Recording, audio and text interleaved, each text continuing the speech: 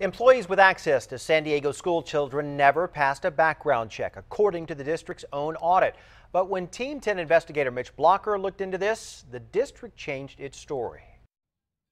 Staff at Hickman Elementary School did not know everything they should have about who had access to students. This internal San Diego Unified School audit says 2 people, referred to only as noon-duty hourly employees, worked here without fingerprint clearance, without a background check. The San Diego Unified School District would not give us an on-camera interview. Spokesman Jack Brandeis contradicted the report, saying the employees were not hired because they didn't pass their security check, and the district has no further comment as this involves personnel issues. But we found questions about background checks are not limited to one school or even one city. In fact, we found there are loopholes and bureaucracy across California. In 2011, the state auditor found about 12,600 credentialed teachers were not fully background checked. It said there weren't enough people on staff to check backgrounds. That report provides to me absolute nonsense. Mike Salstein reacted to the San Diego Unified audit.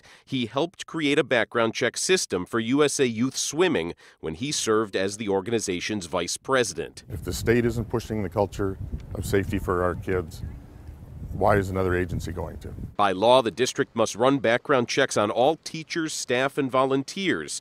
In San Diego, there are 14,000 school employees. The district does not keep track of how many people volunteer. With Team 10, I'm Investigator Mitch Blacher.